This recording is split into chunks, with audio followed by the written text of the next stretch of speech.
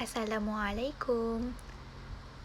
In this video, I would like to present about the poverty rate in Malaysia. Is poverty rate in Malaysia at an alarming level? Assalamualaikum warahmatullahi wabarakatuh. My name is Aisyatul Fariha binti Ahmad Zahiruddin, matrix number PPB 19038, students of Bachelor in Islamic Finance semester 2, would like to present about the poverty rate in Malaysia. Is it at an alarming level? We will see about that through this presentation.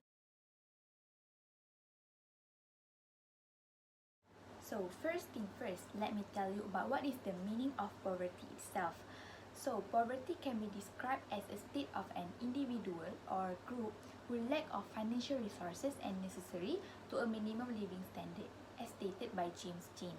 It means that the level of income from employment is so low that fundamental human needs cannot be met. Poor individuals and families may go without proper housing, clean water, nutritious food, and also medical care. Poverty issue is such a crucial economic issue in every country as it is the determinant of the future of the country itself. If this issue cannot be solved and eradicated, it may threaten a country's economic and also political stability. According to Norgani, he claimed that these traits may occur due to poverty, lack of food, disease, and also lack of education among people, so that someone would fall into the crime valley in order to enjoy luxury life. So now, let's move on to the main content, which is the poverty in Malaysia. In the context of poverty in Malaysia, it can be explained through the perspective of financial or income. It is generally classified into two groups, which are the absolute poverty and the relative poverty. So what is absolute poverty and relative poverty? Absolute poverty refers to a circumstance where an individual or household does not able to meet basic needs to enjoy minimum and reasonable well-being, like food, clothes, place, residential, educational, and medical. In the simplest way, we can say that absolute poverty is where one has less than objectively defined thresholds and is a serious situation of deprivation. Absolute poverty is measured using the comparison between the income of a group of households with one level called poverty line income, PLI or PGK. This PGK is determined based on status life of the people of this country. PGK is a number minimum income to enable a content houses on average to meet food needs, clothing, and basic expenses such as rent, fuel and energy, transportation and communication, and also health and recreation, while the degree of poverty is determined based on the level of income received with PGK like poor or not poor.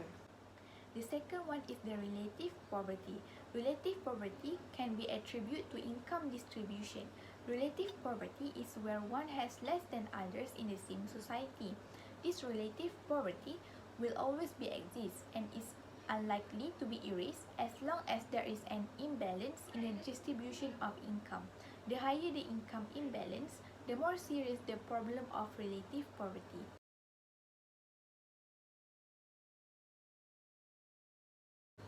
Now let's see about the poverty line in Malaysia.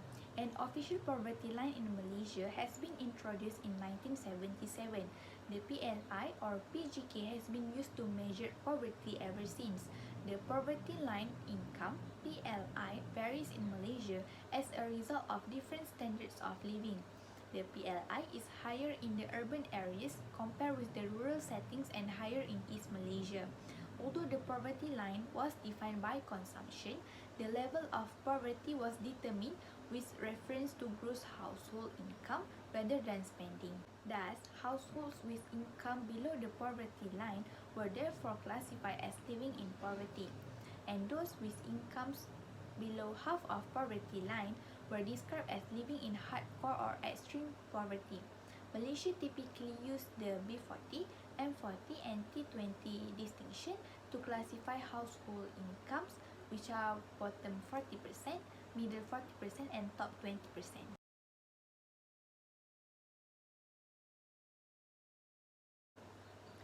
According to the news, which reported in Malay Mail and News Straits Time on 10 July 2020, Malaysia's new poverty line income is 2,208 ringgit.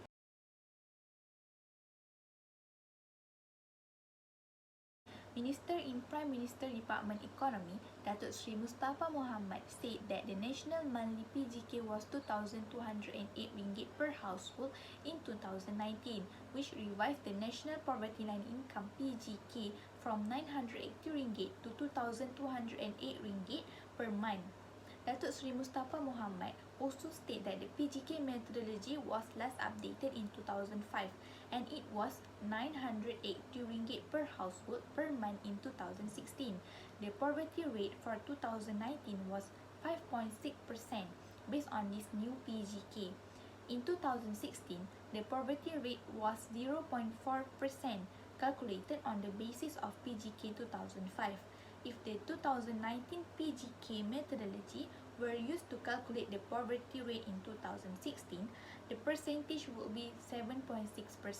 Other than that, he also added that the country's poverty rate has been decreased by 2 percentage points from 7.6% in 2016 to 5.6% in 2019 if calculated using the latest PGK methodology.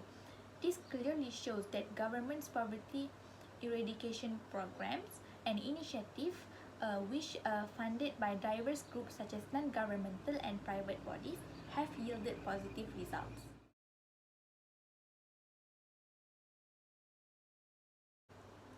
So now let's see about the causes of poverty in Malaysia. In Malaysia, the main causes of poverty are vary from state to state and within a country from district to district, depending on the nature of the poverty and the types of the poor. In fact, there are wide variety of causes of poverty in Malaysia, whether in rural or urban areas. So let's start with the rural first.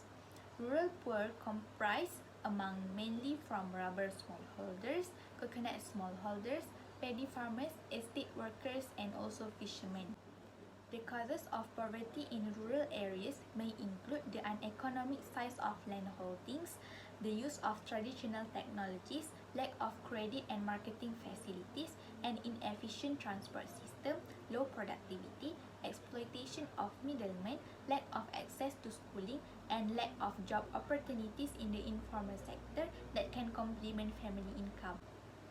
According to the news, which reported in The Star on 27 September 2006, Musalmah Johan stated that the phenomenon of poverty in this country has always been much higher in the rural areas than in the urban areas. Okay, so now let's move on to the causes of poverty in urban areas. I will give you an example of poverty that happened in urban areas. Let's say the Malaysia's capital city, which is Kuala Lumpur. As we know, Kuala Lumpur is famous with their high-end malls, skylines, and also exclusive condominiums. But in the midst of all the luxury, there are also urban poor living in a low-cost flats under the People's Housing Project (PPR). About 65.8% of the head of households in PPR nationwide earn below 2,000 ringgit as revealed by data from the National Housing Department (JPN). The migration of low-income group from rural to urban areas, the influx of foreign workers, and the rise in employment have led to the increase in urban poverty, contributing to the strains of social services, infrastructures, and the environment. As a result, poverty, which has long been predominantly a rural phenomenon, has become more urbanized. Although urban poverty in Malaysia is not a serious phenomenon, it is far more harsh and extreme rather than rural poverty. Low educational or skill levels, lack of job opportunities, low wages, large family size, and a lack of basic amenities are among the factors that cause urban poverty. Poverty reduction in Malaysia. The eradication of poverty and the ending of hunger have long been considered the most important challenges before development planners and practitioners alike. Since 1957, the Malaysian government has been committed to eradicate poverty through various Malaysian initiatives, including Malaysia Plans, New Economic Policy 1970-1990, National Development Policy (NDP) 1991-2000, Vision 2020, Industrial Master Plans, National Agriculture Initiative, Master Plans for Privatization, and the New Economic Model (NEM) 2010. Among the important that contribute to the success of poverty reduction in Malaysia are the e-Kasih system, One Azam program, Federal Land Development Authority of Malaysia (FELDA), and the One Malaysia concept. Political peace, inclusiveness, strong political will, and the overall importance it assigns to ethnic diversity and national unity underpin Malaysia's poverty eradication and growth programs.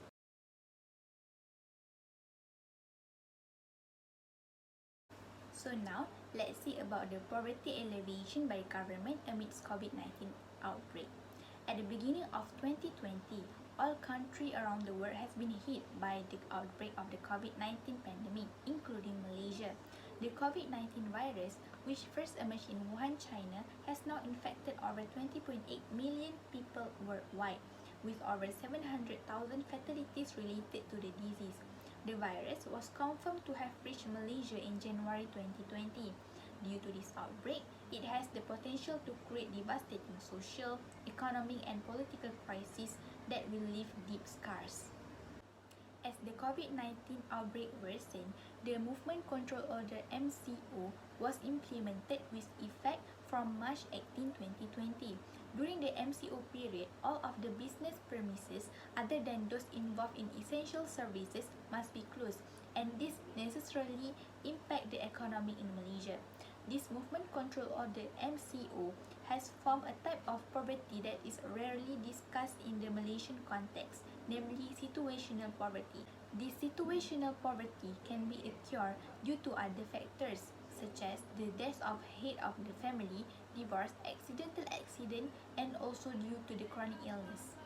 So how Malaysian government alleviate poverty during COVID-19 outbreak? On 27 March 2020, the Prime Minister Muhyiddin Yassin has launched an economic stimulus plan known as the Caring Package, worth 215 billion ringgit. Of this, 128 billion ringgit was used to protect the welfare of the people and 100 billion ringgit to support businesses including small and medium enterprises. Prime Minister Muhyiddin Yassin also launched a special stimulus plan on 6 April worth 10 billion ringgit which aimed at small and medium-sized enterprises (SME) to mitigate the impact of the Action Control Order's MCO. Muhyiddin said that SME and micro enterprises accounted for two-thirds of the country's manpower and contribute 40% of the country's economy. This is in addition to the other economic stimulus plan in order to increase cash flow so that the economy will not collapse. Not only that, on 5 June 2020, the Prime Minister Muhyiddin Yassin announced the short-term economic recovery plan (Penjana) to alleviate the effects of the pandemic. According to Dr. Wan Ahmad Amizal Wan Ismail, Malaysia's approach to announce various measures in the economic stimulus package Prihatin is the right decision. He said apart from the strategy of providing National Economic Stimulus Package, KWSP withdrawal, wage subsidy program, e-hailing driver cash assistance, SME and micro entrepreneur special facilities assistance, and 6 months moratorium on loan repayment were also seen as very helpful, especially for Malaysians. The steps taken by government just not only reduce the probability of a particular individual getting caught up in the poverty of the situation, but can also help the poor to survive or arranging steps to restore their original life. He also said that several important economic sectors can be operated again, and this is indeed awaited by the people in order to overcome the poverty situation by returning to own a source of income. As a conclusion, the things that we can see from this presentation is that the poverty rate in Malaysia is not at an alarming level. Malaysia has experienced strong and sustainable growth rate, reduced the incidence of deprivation effectively, and made substantial progress in achieving social transition targets. We can see that the percentage of poverty in Malaysia has been lowered year by year. The government has made a colossal effort to try to eliminate Malaysia's causes of poverty and has been largely successful. There are also other recommendations that government can make to tackle Malaysia's causes of poverty. First, they have to increase the level of education among the poor, as education will make kids in poor communities have a better chance of having a highly paying job or starting a business in order to address the causes of poverty in Malaysia. Next, enhance social support networks, strengthen cooperation with NGOs and businesses, and include empowerment programs. Other than that, ensure income is redistributed to uplift those in poverty for the bottom 40% and institutionalize appropriate policies that promote economic development. The government needs to be better prepared for future possible economic shocks to assist the poor and those with incomes barely above the PLI from falling back into poverty. According to Minister in the Prime Minister's Department Economy, Datuk Seri Mustafa Mohamad, the government will be able to formulate policies and strategies as well as design more appropriate, dynamic and pragmatic approaches for each target group with the right statistic. Malaysian government has always do their best in order to achieve the stable economic condition in this country. So that's all from me. Thank you for watching this video presentation.